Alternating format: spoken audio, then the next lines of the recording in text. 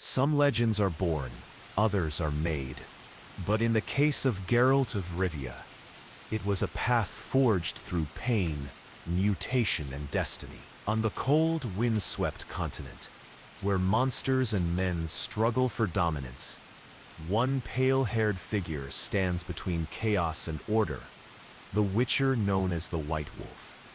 Picture the harsh landscape of Cadwen, where the blue mountains rise like ancient guardians against the sky. Within their shadow lies Kaer Morhen, the crumbling fortress where boys were transformed into monster hunters through arcane rituals and brutal training. It was here that a young boy named Geralt, abandoned by his mother Visenna, a sorceress who could no longer keep him, was brought to begin his transformation.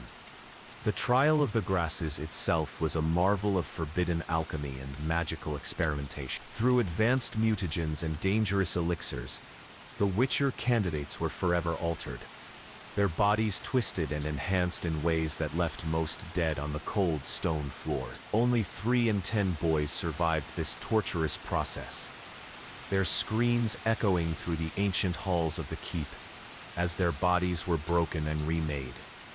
Geralt not only survived but showed such remarkable tolerance for the mutagens that he was subjected to additional experimental procedure. These further mutations stripped the pigment from his hair, leaving it snow white, a mark that would distinguish him throughout his long life and earn him the moniker White Wolf. These enhancements granted him superhuman strength, heightened reflexes, dramatically slowed aging, and resistance to disease. But at great cost, the true mark of distinction came when Geralt completed his training. Unlike other Witchers who simply took to the path after mastering the basics of monster hunting, Geralt showed exceptional aptitude for combat, alchemy, and the magical signs that Witchers employ. His instructors, grizzled veterans like Vesemir, who had survived centuries and mentored generations of monster slayers, saw something special in the quiet, determined youth with the strange white hair. Under Vesemir's careful guidance, Geralt mastered the silver sword, deadly to monsters, and the steel blade for human opponents. He learned to brew complex potions that would be lethal to ordinary men, but granted Witchers temporary advantages in battle. The Ard's sign allowed him to release a telekinetic blast, Igni to cast forth flames, Yrden to lay magical traps, Quen to shield himself, and Axii to influence weaker minds. Each of these tools would prove essential on the path that stretched before him. When Geralt finally left Kaer Morhen as a full Witcher, the world that awaited him was one of prejudice and fear. Humans needed Witchers to protect them from the monsters that prowled the wilderness, yet they treated these mutated protectors with suspicion and contempt. Freak, mutant, and butcher. These were the words that greeted Geralt in many a village, even as those same villagers pressed coin into his palm to rid them of some lurking horror. The reality of a Witcher's existence soon became clear. It was a life of constant movement, of never belonging, of being caught between the world of humans and monsters without fully being part of either. Geralt wandered the continent, taking contracts to slay creatures that threatened settlements, drowners by riverbanks, neckers in forests, wraiths haunting abandoned ruins, earning his keep one monster at a time. Early in his career as a Witcher, Geralt gained notoriety in the town of Blaviken, where he was forced to make a terrible choice. A sorceress named Yennefer, born under the curse of the Black Sun and prophesied to bring doom, threatened to massacre the townspeople to draw out her enemy, the wizard Stregobor. Geralt attempted to reason with her, to find a peaceful solution, but when diplomacy failed, he was forced to cut down Yennefer and her band in the town marketplace. The citizens who had cowered in their homes during the conflict emerged to see only the aftermath, a white-haired mutant standing amid a sea of human corpses. They did not witness his attempts at peace, his reluctance to draw his blade. They saw only the blood and named him accordingly, the Butcher of Blaviken. This title would haunt Geralt for decades, reinforcing the outsider status that all Witchers bore. But Geralt was not destined to remain alone forever. Throughout his long life, key relationships would form that would transform him from a solitary hunter into someone bound by deep ties of loyalty, love, and destiny. Perhaps most significant among these was his fateful encounter with Yennefer of Vengerberg, a powerful and ambitious sorceress whose beauty masked a tortured past not unlike his own. Their first meeting occurred when Geralt was desperately seeking help for his friend Dandelion, also known as Jaskier, who had been injured while foolishly attempting to capture a djinn, a dangerous elemental spirit. The djinn's power had inflicted a potentially lethal curse upon the bard, leading Geralt to seek magical assistance in the town of Rinde. There he found Yennefer, whose violet eyes and raven hair concealed a will of iron and ambitions that stretched beyond the horizon. Yennefer agreed to heal Dandelion, but her true intention was to capture the djinn for herself, to use its power to restore what had been taken from her during her transformation from a hunchbacked girl into a beautiful sorceress, the ability to bear children. The ensuing magical confrontation nearly destroyed both of them, until Geralt realized that he himself was unwittingly bound to the djinn as its master. In a desperate moment, he used his final wish to tie his fate to Yennefer's, saving her life while binding their destinies together. What followed was a tumultuous relationship spanning decades, passionate reunions followed by bitter separations, each drawn back to the other time and again despite their best efforts to move on. Both feared that their feelings were merely the product of magical interference, the result of Geralt's last wish, yet neither could deny the intensity of their connection. Their relationship was tempestuous, complicated by their strong personalities and the wounds they each carried from their respective transformations. Yennefer was not the only significant relationship in Geralt's long life. The traveling bard Dandelion became an unlikely friend who chronicled Geralt's exploits in song, often exaggerating or embellishing them to make better entertainment. Where Geralt was taciturn and practical, Dandelion was flamboyant and romantic, providing a counterbalance to the Witcher's grim outlook. Despite the danger that seemed to follow Dandelion like a shadow, Geralt found himself rescuing the bard from his misadventures time and again, grudgingly valuing his friendship. Among his fellow Witchers, Geralt maintained strong bonds with those few who survived a dangerous path. His mentor Vesemir remained a father figure throughout his life, while younger Witchers like Eskel and Lambert, though they walked their own paths, reunited with Geralt periodically at Kaer Morhen. These Witcher gatherings were rare moments when Geralt could relax among those who truly understood his nature and experiences, without judgment or fear. But it was the law of surprise that would bring the most significant relationship into Geralt's life, one that would challenge his insistence that Witchers were emotionless, that they did not get involved in human affairs. After saving the life of a knight named Dunny, also known as the Urchin of Erlenwald, who was laboring under a curse, Geralt reluctantly claimed the traditional reward, that which you already have but do not know. This ancient custom, the law of surprise, often resulted in unexpected treasures, the first harvest of a field, a newborn animal, or in rare cases, a child. When Dunny's wife Pavetta revealed she was pregnant with their first child, Geralt realized the gravity of what he had claimed. Yet he dismissed it as mere superstition, declaring he had no intention of returning to collect a child.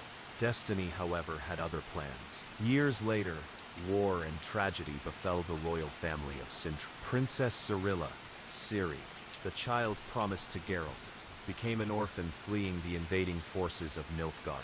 The threads of fate drew Geralt and Ciri together despite all odds. After initially rejecting his responsibility toward her, Geralt eventually embraced his role as her protector and father figure. Ciri possessed elder blood, an ancient elven lineage that granted her tremendous magical potential, making her a target for various factions across the continent. Under Geralt's guidance, she began training in the ways of the Witcher, though she never underwent the mutations that had transformed him.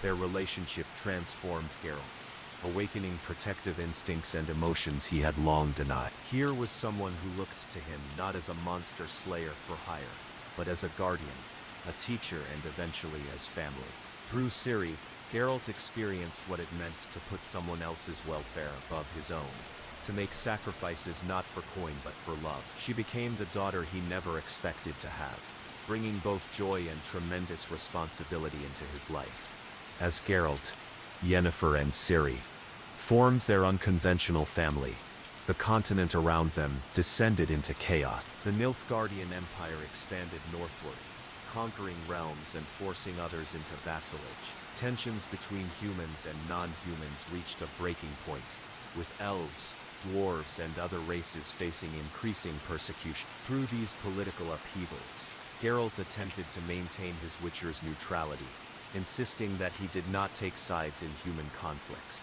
Yet time and again, circumstances, or perhaps destiny, pulled him into the very conflicts he sought to avoid. Whether protecting Ciri from those who would use her powers for their own ends, aiding friends caught in political machinations, or simply being in the wrong place at the wrong time, Geralt found that neutrality was often impossible in a world where the line between monsters and men frequently blurred. Throughout these turbulent years, Geralt continued his profession, slaying monsters that threatened villages and cities across the northern realms. From the fog-shrouded Isles of Skellige to the sun-drenched fields of Toussaint, his silver sword found the hearts of creatures that most humans knew only from frightening tales told by the hearth fire. There were the necrophages, ghouls, drowners, and rot fiends that fed on corpses and threatened graveyards and battlefields. Insectoids like Endragas and Kikamoras lurked in swamps and forests, their venom capable of killing an ordinary man in minutes. Spectral beings, noon wraiths, night wraiths, and penitents required special knowledge and silver weapons to banish. Each category of monster demanded specific preparations, the right potions, oils, and tactics. This was the true craft of a Witcher. Not merely strength or swordplay, but knowledge. Geralt could identify monsters from the smallest clues: a footprint in mud, the pattern of wounds on a victim, the timing and location of attack. Where villagers saw only a monster, Geralt could distinguish between dozens of species, each requiring different approaches to defeat safely. One of Geralt's most challenging hunts came when he was contracted to lift a curse from the daughter of Foltest, King of Temeria. The princess had been transformed into a Striga, a female monster of tremendous strength and ferocity, due to a curse placed upon her mother. Previous Witchers and knights had tried to slay the beast, all ending as meals for the creature that roamed the abandoned castle by night. Geralt approached the problem differently. Rather than killing the Striga, he researched how to break the curse and restore the girl to her human form. This required him to survive a full night in the creature's lair, preventing her from returning to her sarcophagus before the third crow of the rooster. The battle nearly cost him his life. The Striga's claws left scars that would never fully heal, but he succeeded where others had failed, breaking the curse and giving the girl a chance at a normal life. This approach characterized many of Geralt's hunts. A preference for saving those who could be saved, for finding solutions beyond mere violence when possible. Unlike some of his Witcher brethren who saw their work as simply killing monsters for coin, Geralt often looked deeper, questioning whether the true monsters were always the creatures he was hired to slay.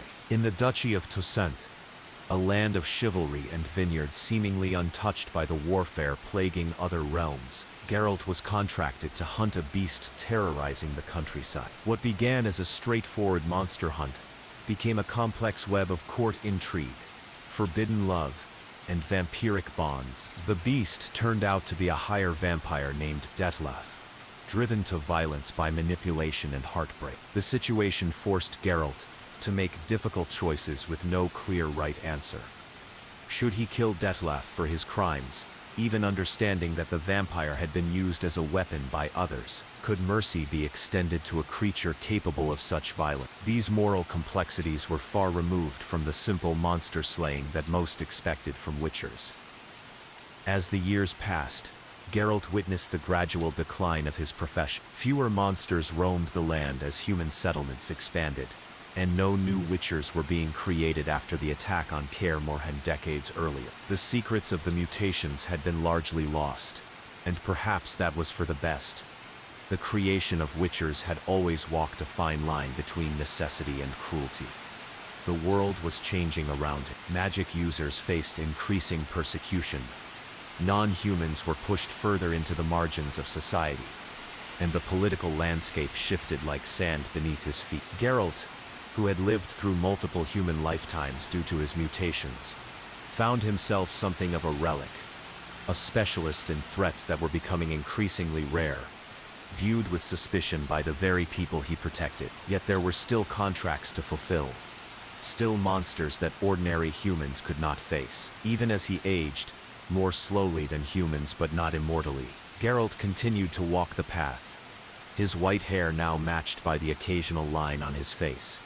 His reflexes perhaps a fraction slower than in his prime but compensated for by decades of experience. Throughout his long life, one of Geralt's defining characteristics was his complex relationship with his own humanity. Witcher training taught that emotions were a liability, that the mutations stripped away human feelings to create more effective monster hunter. Witchers don't feel was a phrase Geralt often repeated to others and to himself, a shield against a world that rarely showed him kindness. Yet those who knew him well, Yennefer, Dandelion, Ciri, and others who earned his trust, saw beyond this facade. They witnessed his compassion for the downtrodden, his willingness to reduce his fees for those who could ill afford his services, his tendency to involve himself in situations where justice was lacking. For a man who claimed to feel nothing, Geralt made choices guided by a strong moral compass that many fully human individuals lacked. Perhaps the most profound test of Geralt's humanity came during the pogrom at Rivia. After years of growing tensions between humans and non-humans, violence erupted in the streets. Geralt, attempting to protect innocent elves and dwarves from the human mob, was grievously wounded by a pitchfork wielded by a young man named Rob. As he lay dying, it was Yennefer who tried to save him, pouring her magical energy into healing until she herself collapsed from the effort. It seemed the White Wolf's long path had come to its end, not fighting some terrible monster but at the hands of the very humans he had spent his life protecting. Yet destiny had not finished with Geralt of Rivia. Ciri, whose elder blood granted her power over time and space, appeared on a pale horse like a Valkyrie from ancient legend. She took both Geralt and Yennefer away from that blood-soaked street to a place beyond the reach of death itself. At least for a time, what followed remains shrouded in mystery and contradiction. Some tales claim that Geralt and Yennefer truly died that day, with Ciri merely taking their souls to a peaceful afterlife. Others insist they lived on in another sphere or returned to their world after healing. The bard Dandelion, never one to let facts interfere with a good story, told various versions depending on his audience and mood. The truth, as with many legends, likely lies somewhere in between these tellings. What remains consistent across all versions is that Geralt of Rivia, the White Wolf, the Butcher of Blaviken, left an indelible mark on his world. From his humble beginnings as an abandoned child to his status as one of the most renowned monster slayers the continent had ever known, his journey embodied the complexities of a changing world. Through countless contracts, political intrigues, and personal relationships, Geralt maintained a code that set him apart from both the monsters he hunted and the humans who feared him. He walked the narrow path between worlds, belonging fully to neither but finding his own way nonetheless. His story, one of resilience, adaptation, and reluctant heroism, became the stuff of ballads sung in taverns across the northern realms, many composed by his friend Dandelion. For a man who began life with nothing, not even a true surname, he adopted of Rivia and practiced the accent to sound more trustworthy to potential clients. Geralt left behind a legacy that transcended his profession. He proved that even those created for a single purpose could forge their own destinies, that family could be found rather than born into, and that true monsters were not always those with fangs and claws. The saga of the White Wolf stands as a testament to the power of choice in a world obsessed with destiny. to the possibility of maintaining one's humanity even when that humanity has been altered by magic and mutation. In the end, Geralt of Rivia was more than a witcher.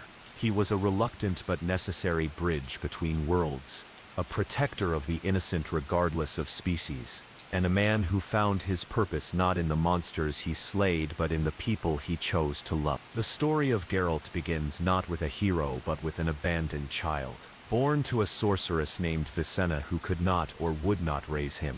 His earliest years remain shrouded in mystery. What is known is that he was brought to the ancient keep of Kaer Morhen, the fortress home of the Wolf School of Witchers nestled in the remote Blue Mountains of Kedwen. This crumbling fortress, once magnificent but reduced to a shadow of its former glory, would become the closest thing to home Geralt would know for many years. The life of a Witcher candidate was brutal from the beginning. Young boys, often orphans or children given up by parents who could not feed them, faced years of intense physical training before they were even considered for the mutations. They learned swordsmanship, hand-to-hand combat, survival skills, and the fundamentals of monster lore. Many did not survive even this preliminary training, broken by the harsh regimen and unforgiving environment.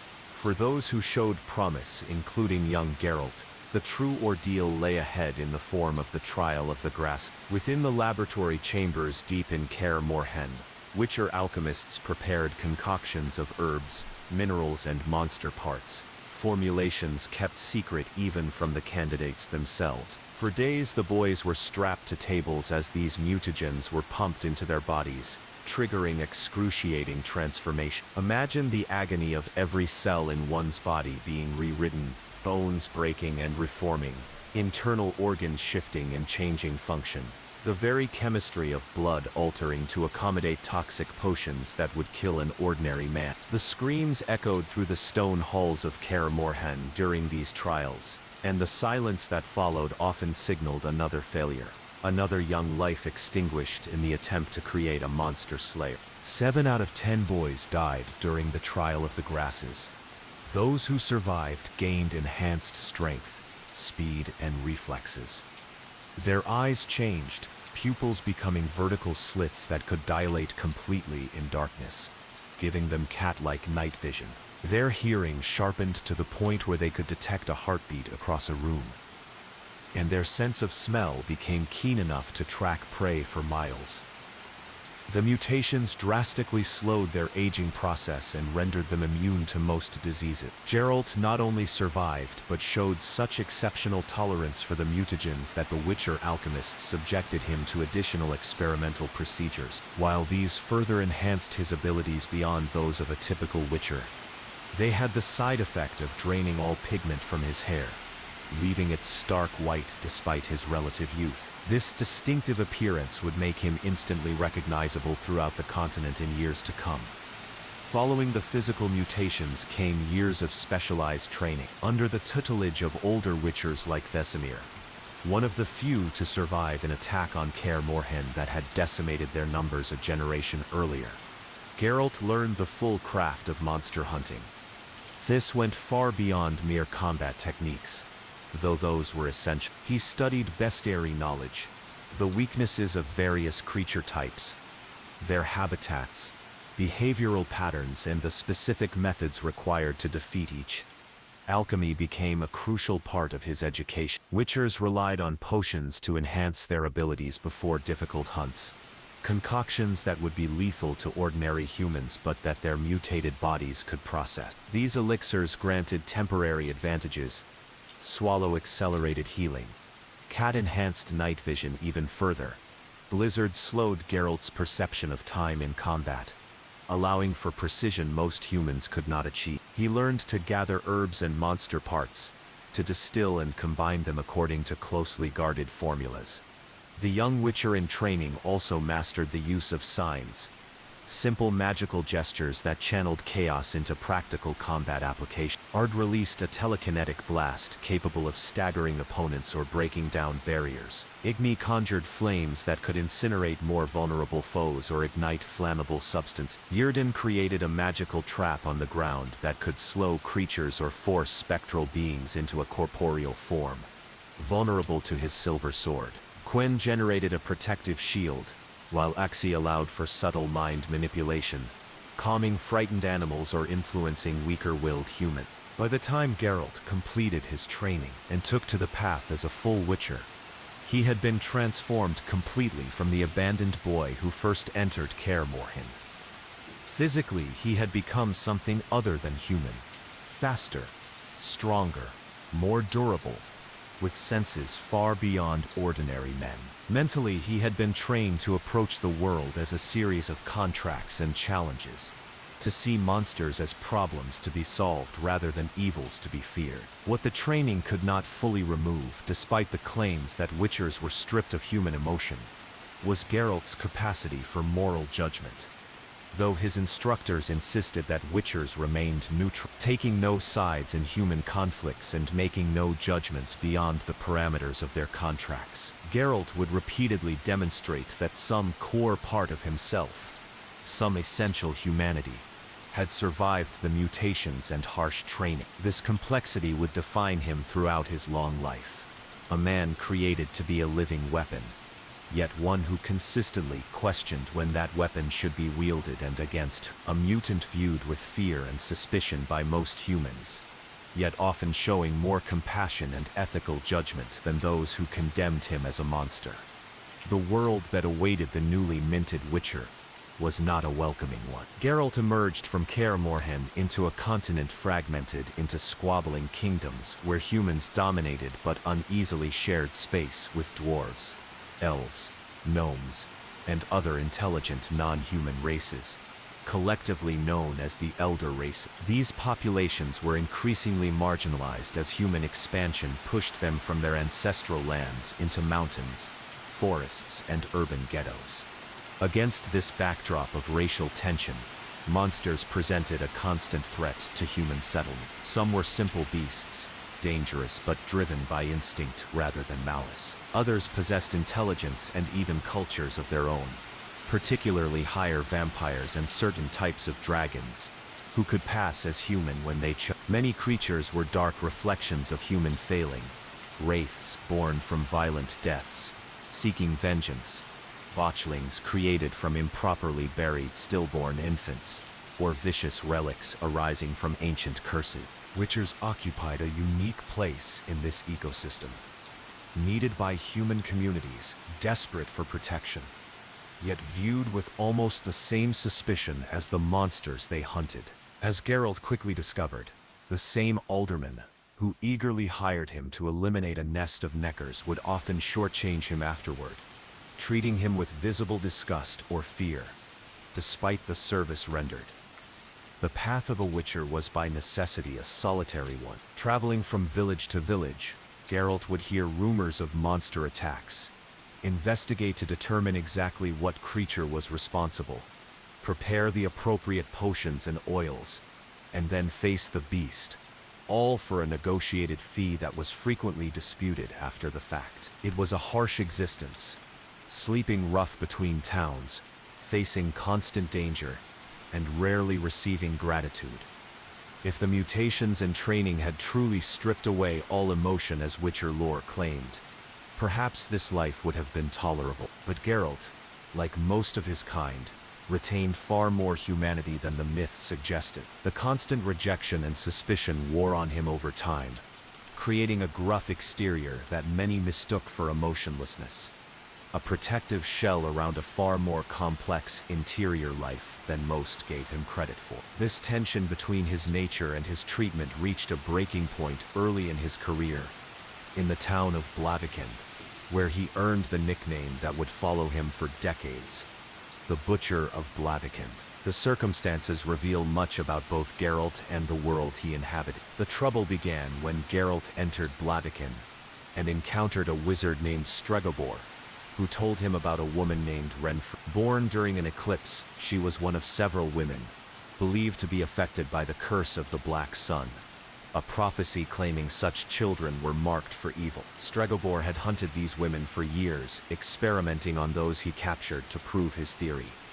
Yennefer, having escaped Stregobor's clutches, had assembled a band of outlaws and tracked the wizard to Blaviken, intent on revenge. When Geralt met her, he saw not a monster but a woman hardened by persecution, forced onto a violent path by the very people who claimed she was destined for evil.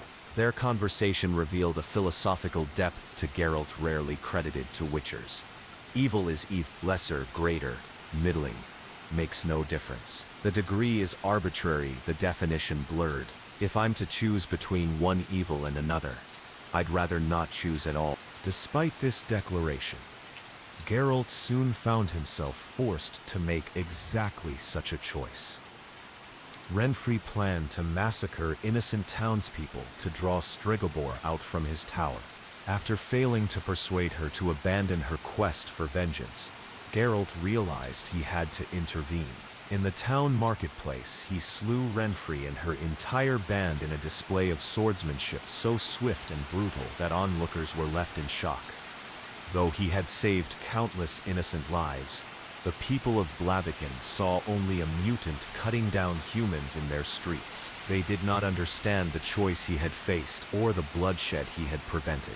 As stones rained down upon him and the town's master ordered him to leave, never to return, Geralt gained a new understanding of his place in the world. No matter his intentions, many humans would always see him as the butcher, the mutant, the other. This experience reinforced Geralt's tendency towards cynicism and his insistence on witcher neutrality. Yet it did not fundamentally change his nature. Throughout his decades on the path, he continued to make moral distinctions that went beyond his contracts, often helping those who could not pay and occasionally refusing jobs that offended his personal code. Choices that sometimes left him hungry but allowed him to maintain some inner sense of right and wrong. As Geralt's reputation grew, he encountered increasingly complex situations that tested this code. In the kingdom of Temeria, he was hired by King Foltest to lift a curse that had transformed the king's daughter into a Streki, a female monster of terrible strength and ferocity. Previous witchers had attempted to kill the creature, but Foltest wanted his daughter saved if possible. The contract revealed Geralt's approach to monster hunting at its most sophisticated. Where others saw only a beast to be slain, he recognized a victim of circumstance. Through careful research and preparation, he determined that the curse could be broken if he survived a night in the old castle with the Streki, preventing her from returning to her sarcophagus before the third crow of the rooster. The ensuing battle pushed Geralt to his limit. The Strega's inhuman strength and razor-sharp claws nearly claimed his life several times during the long night. Yet when dawn approached and the creature attempted to retreat to her resting place, Geralt restrained her just long enough for the transformation to When the sun rose, a malformed but human girl lay unconscious where the monster had been. Though badly wounded, the scars from the Strega's claws would remain with him for life. Geralt had accomplished what many thought impossible. He had saved both the princess and the people she had been killing, finding a solution beyond simple violence. This approach would characterize many of his most notable contracts, demonstrating that witchers at their best were not mere killers but problem solvers with unique knowledge and ability. As Geralt continued his journey across the northern realms, his reputation for both exceptional skill and unexpected mercy preceded him. He encountered the extremes of human society, from kings and queens in their courts, to the most desperate peasants in famine-stricken villages. He witnessed how power corrupted some and how adversity revealed strength in others.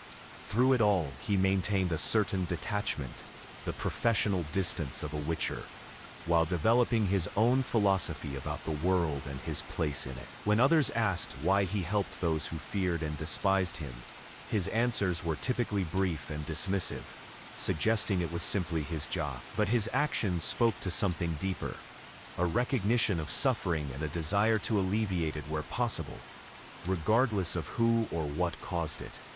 This complexity made Geralt more than just another witcher. It made him a figure of legend in his own lifetime, his exploits recorded and often exaggerated by his friend Dandelion the Bard. The White Wolf, as he came to be known, was a contradiction that fascinated those who heard his story. A mutant with more humanity than many humans.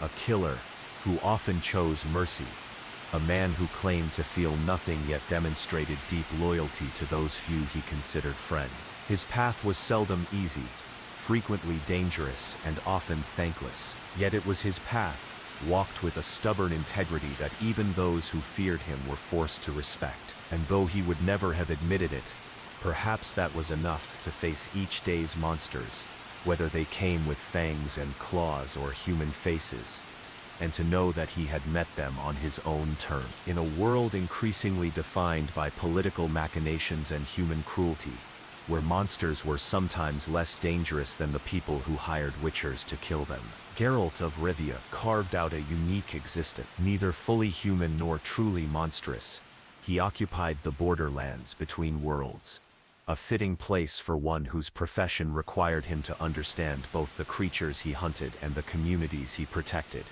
without fully belonging to either. For a man created to slay monsters, Geralt's most significant relationships proved to be with people rather than the beasts he hunted. Over his long life, several key individuals would transform the solitary witcher, challenging his practiced detachment and drawing him into connections that defied the stereotype of the emotionless mute. Among these, none was more transformative than his tumultuous relationship with the sorceress Yennefer of Vengerberg. Their first meeting occurred in the town of Rindi, where Geralt sought help for his friend Dandelion, who had been injured by a djinn, a powerful elemental spirit accidentally released from imprisonment. Local healers had failed to help the bard, leaving Geralt desperate enough to seek magical assistance despite his general weariness of mages. His search led him to Yennefer, whose reputation for both skill and ruthlessness preceded her. From the moment he saw her, Geralt was captivated. With her raven hair, violet eyes, and scent of lilac and gooseberries, Yennefer possessed a beauty that was both striking and dangerous. Yet it wasn't merely her appearance that drew him. It was the sense of a kindred spirit, someone else transformed by magic and living outside the boundaries of normal society. Born a hunchback, Yennefer had undergone magical procedures at Arutuza, the school for sorceresses, that corrected her physical deformities but left her sterile, a common side effect of such transformations. Their initial encounter was hardly romantic. Yennefer agreed to heal Dandelion, but secretly planned to use both the bard and Geralt to capture the djinn for her own purposes. She intended to harness its power to restore her fertility, a goal she pursued with single-minded determination. To ensure Geralt's cooperation, she used a spell to take control of his mind, forcing him to create chaos in the town by violently enforcing petty laws. When Geralt broke free of her control and confronted her, they discovered that the djinn was still bound to Geralt himself as its master, making Yennefer's attempts to capture it potentially fatal. As she stubbornly continued her dangerous spell, Geralt realized the only way to save her was to use his final wish to the djinn. Although never explicitly stated, it's widely believed he wished to bind their fates together, ensuring the djinn could not harm Yennefer before departing. This wish created a magical connection between them that would become the subject of much debate in their relationship. Did they truly love each other, or was their passionate attachment merely the result of magical interference? This question would haunt both of them through decades of tumultuous romance. Fiery reunions followed by bitter partings, neither able to permanently walk away despite their strong personalities often clashing. Yennefer's complexity matched Geralt's own. Behind her cold exterior and manipulative tendencies lay deep vulnerabilities, stemming from her difficult childhood and traumatic transformation. Her desperate desire for a child, something her magical alterations had made impossible, revealed a yearning for connection that contradicted her carefully cultivated image of detached ambition. Their relationship defied simple categorization. They could go years without seeing each other, yet fall back into familiarity within moments of reuniting. They hurt each other repeatedly, yet came to one another's aid without hesitation in times of true need. Though both maintained relationships with others during their separations, some invisible thread always seemed to draw them back together. Destiny, magic, or perhaps something more fundamental that neither could fully acknowledge. Through Yennefer, Geralt experienced emotions that his Witcher training had taught him to suppress. Their connection forced him to confront the fiction that mutations had stripped away his capacity for love, jealousy, and heartache. However complicated by magic, their relationship proved that the White Wolf was far from the emotionless hunter he pretended to be. Another profound connection in Geralt's life came through the law of surprise, an ancient custom he invoked almost carelessly after saving a knight named Dunny, also known as the Urchin of Erlenwald, due to a curse that gave him a hedgehog-like appearance. When asked what reward he desired, Geralt jokingly claimed that which you have but do not know, a traditional phrasing for the law of surprise that often yielded unexpected treasures. The surprise was revealed when Dunny's wife Pavetta announced her pregnancy. Geralt had unknowingly claimed their unborn child, Princess Ciri. Though initially rejecting this destiny and avoiding his responsibility for years, the fall of Sintra to Nilfgaardian forces eventually brought Ciri and Geralt together as war ravaged the continent. Their relationship developed into something neither expected, a bond that transcended blood ties. For Ciri, Geralt became the stable father figure she desperately needed after losing her family and kingdom. For Geralt, she awakened protective instincts that transformed him from a hired monster slayer into someone with deep personal stakes in the world's conflicts. Under Geralt's guidance, Ciri began training in Witcher techniques at Kaer Morhen, though she never underwent the mutations that had transformed him. Her natural abilities, enhanced by her elder blood heritage, a rare genetic line with tremendous magical potential, made her a quick study. She learned swordsmanship, alchemy, and monster knowledge, adapting the Witcher fighting style to her smaller, quicker frame. When it became clear that Ciri's latent magical abilities required proper training, Geralt reluctantly brought her to Yennefer. This created an unexpected family dynamic, the sterile Witcher and sorceress finding themselves surrogate parents to an extraordinarily gifted child. Through Ciri, Geralt and Yennefer found common purpose, their shared love for her occasionally bridging the gaps in their complicated relationship. Ciri's presence in their lives came at a dangerous time. Her elder blood made her the target of multiple factions, the Wild Hunt, spectral riders, seeking to harness her power, the Nilfgaardian emperor who claimed her as his daughter and heir, various magical lodges who recognized her genetic potential, and many others who saw her as a means to power rather than as a person.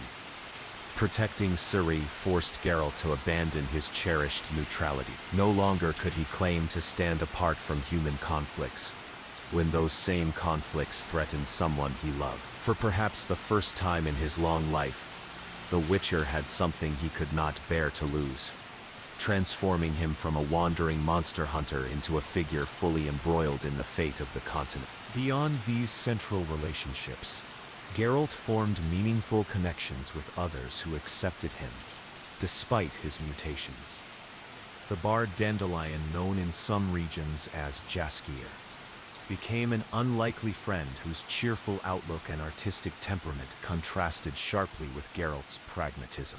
Though Geralt frequently complained about Dandelion's tendency to find trouble, their friendship endured for decades, with the bard's ballads gradually rehabilitating the Witcher's public image from butcher to heroic White Wolf. Among his fellow Witchers, Geralt maintained strong bonds with his mentor Vesemir, and brothers-in-arms like Eskel and Lambert. Their annual winter gatherings at Kaer Morhen provided rare moments when Geralt could truly relax among those who understood his nature without fear or judgment. These relationships, forged through shared experiences that no outsider could fully comprehend, represented a different kind of family, one bound by mutation and training rather than blood.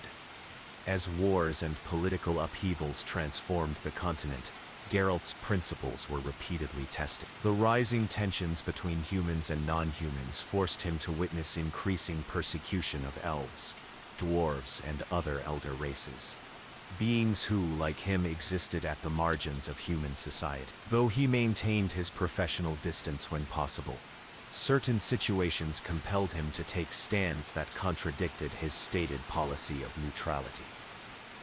One such instance occurred during the pogrom in Rivia, where humans turned on their non-human neighbors with murderous intent. Unable to stand aside while innocent elves and dwarves were slaughtered, Geralt intervened, only to be fatally wounded by a pitchfork wielded by a human youth named Rob.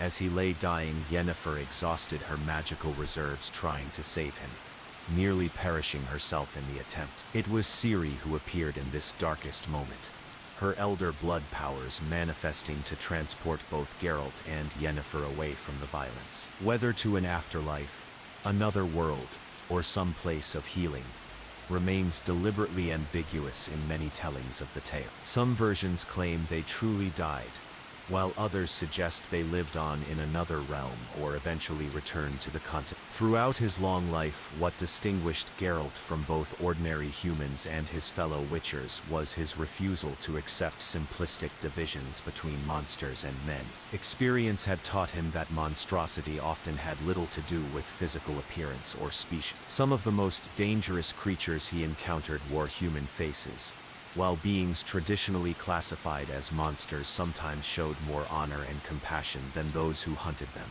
This nuanced worldview is perhaps best exemplified by his encounters with higher vampires like Regis, a being capable of tremendous violence, who chose instead a path of intellect and healing, or the dragon Velentretin Mirth, who disguised himself as a human to protect his kind from extinction. Through these relationships, Geralt learned to judge individuals by their actions rather than their nature, a philosophy that set him apart in a world increasingly defined by racial and political division. The saga of Geralt of Rivia stands as a complex exploration of what it means to be human in a world where humanity itself is often in question. Born human but transformed by magic and mutation, isolated by prejudice yet drawn repeatedly into the affairs of a society that rejected him, the White Wolf navigated contradictions throughout his long life. His legacy lives on in songs sung in taverns across the northern realms, in stories told around campfires, and in the changed lives of those he encountered. For a man created to kill monsters, Geralt's most significant achievement may have been demonstrating that even in a world of genuine monsters, the capacity for choice, for mercy, justice, and love represents the true essence of humanity, regardless of the form it takes. In the end, the story of the White Wolf reminds us that destinies are not always what they seem, that family can be found rather than born into, and that even those created for a singular purpose can forge their own path through a complex and changing world. To try, Claude can make mistakes. Please double-check responses.